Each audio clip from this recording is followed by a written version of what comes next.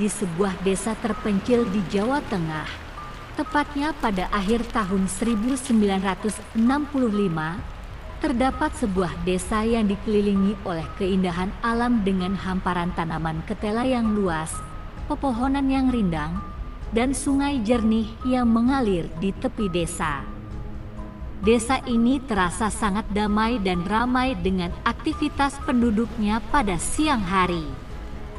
Namun, ketika malam menjelang, suasana desa berubah secara drastis. Pada malam itu, hawa ketakutan menyelimuti desa bersama dengan kabut yang turun dari bukit.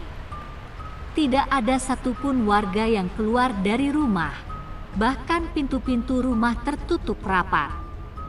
Semua ini bermula ketika seorang pencari kayu bakar menemukan sesuatu yang mengerikan di sebuah rumah yang terletak di atas bukit. Rumah itu telah ditinggalkan selama beberapa hari tanpa seorang pun yang terlihat keluar masuk. Jasad seorang perempuan pemilik rumah yang bernama Lasmi ditemukan dalam kondisi yang mengenaskan di atas ranjangnya. Peristiwa ini pertama kali diketahui oleh seorang pencari kayu bakar yang merasa curiga dengan kondisi rumah tersebut. Setiap kali melewati rumah itu, dia selalu melihat pintu rumah yang tertutup rapat, padahal beberapa hari yang lalu masih terlihat adanya kegiatan dalam rumah tersebut. Rasa penasaran yang semakin besar membuatnya memutuskan untuk mendekati rumah tersebut. Namun, ketika dia hampir sampai ke pintu rumah, dia merasakan aroma busuk yang sangat menyengat, membuatnya mengurungkan niat untuk lebih mendekat. Dalam kondisi mual, dia bergegas menuju desa untuk memberitahu warga dan perangkat desa setempat. Tidak berselang lama, warga desa dan perangkat desa datang bersama untuk menyelidiki kejadian tersebut. Mereka menemukan jasad Lasmi yang sudah membusuk dengan kondisi yang sangat mengenaskan. Lasmi hidup bersama suaminya yang merupakan seorang pencari kayu bakar juga. Namun suaminya tidak pernah terlihat lagi sejak beberapa hari yang lalu. Setelah pemakaman Lasmi, kejadian aneh mulai terjadi di desa. Warga enggan keluar rumah saat malam hari tiba karena merasakan hawa kehadiran yang tidak kasat mata dan suasana yang terasa mencekam. Salah satu yang mengalami pengalaman mencekam adalah Pak Giman, seorang pencari rumput. Saat pulang dari mencari rumput dengan keadaan hampir gelap, Pak Giman melewati rumah Lasmi di atas bukit. Pada awalnya, dia tidak merasakan hal yang aneh, namun saat dia tepat berada di depan rumah itu, dia merasa tubuhnya kaku dan tidak dapat digerakkan. Dengan mata melotot dan mulut menganga, dia terus melihat ke arah rumah yang gelap tanpa penerangan itu seperti ada yang menahan kepala dan memaksanya untuk tetap melihatnya. Dan di depan pintu yang terbuka itu terlihat sosok putih yang diam berdiri. Pak Giman merasa sangat ketakutan ketika menyadari bahwa sosok itu adalah pocong Lasmi. Tiba-tiba, semuanya menjadi gelap dan ketika dia sadar, dia berada di rumahnya dikelilingi oleh keluarga dan warga desa yang bingung dengan kondisi Pak Giman. Sejak kejadian itu, pocong Lasmi mulai menebar teror di desa.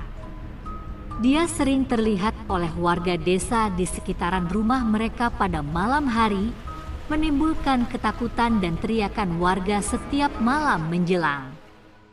Bahkan, itu menjadi sangat mengerikan ketika pocong Lasmi mulai mendatangi rumah warga satu persatu dan mengetuk pintu mereka dengan membenturkan kepalanya.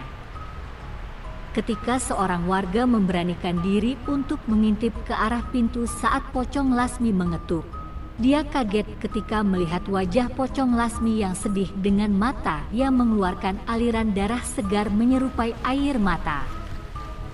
Kejadian ini semakin membingungkan warga, karena tidak ada yang tahu apa yang sebenarnya terjadi pada Lasmi dan mengapa pocong Lasmi menghantui desa mereka dengan begitu mengerikan. apa yang sebenarnya terjadi. Kisah pilu apa yang dibawa Lasmi sampai mati? Ketika warga sudah tidak dapat membendung keresahannya, mereka menuntut aparat desa untuk menyelesaikan teror ini dengan memanggil orang pintar ke desa.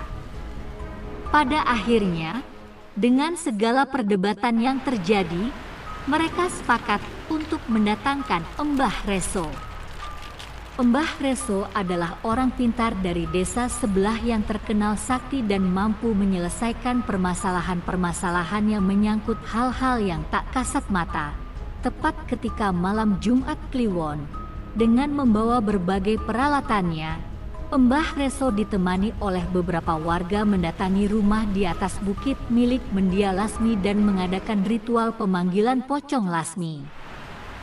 Ketika ritual baru dimulai, semua orang yang berada di sana merasakan hawa dingin yang mencekam disertai munculnya kabut asap di sekeliling mereka.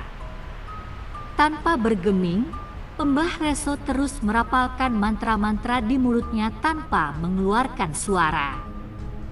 Keadaan semakin mencekam ketika beberapa warga sepintas melihat penampakan Pocong Lasmi yang dengan cepat berpindah-pindah dari sudut ruangan ke sudut yang lain.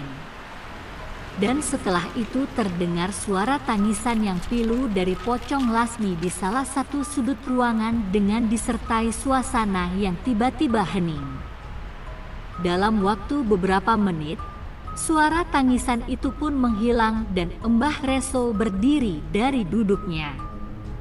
Dia mengatakan kepada warga kalau semuanya sudah berakhir, Pocong Lasmi tidak akan mengganggu warga desa lagi. Namun, rumah mendiang Lasmi ini harus segera dibongkar, tentunya dengan beberapa ritual yang harus dilakukan terlebih dahulu. Setelah rumah mendiang Lasmi dibongkar, desa pun terbebas dari teror Pocong Lasmi yang mengerikan.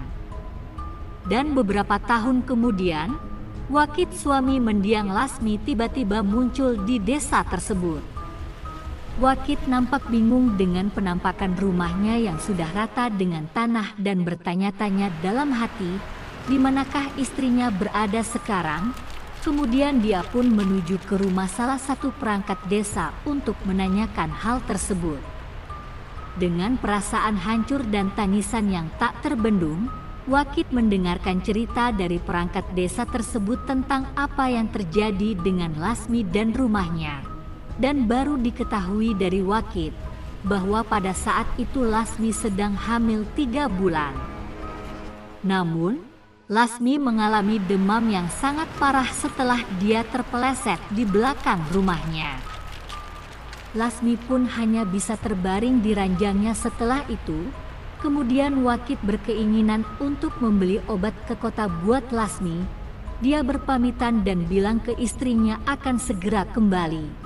Sialnya ketika sampai di kota, terjadi kerusuhan akibat pemberontakan dari salah satu partai besar pada saat itu. Wakit pun tertangkap oleh tentara dan diindikasikan sebagai simpatisan dari partai tersebut. Tanpa bisa membela diri, akhirnya dia mendekam di tahanan selama beberapa tahun ini. Bertambah pilulah hati Wakit ketika dia membayangkan pada waktu itu Lasmi menunggunya pulang dengan penuh pertanyaan, juga dengan menahan rasa sakit yang dialaminya sampai Lasmi menghembuskan nafas terakhirnya dalam keadaan sepi dalam sendirian.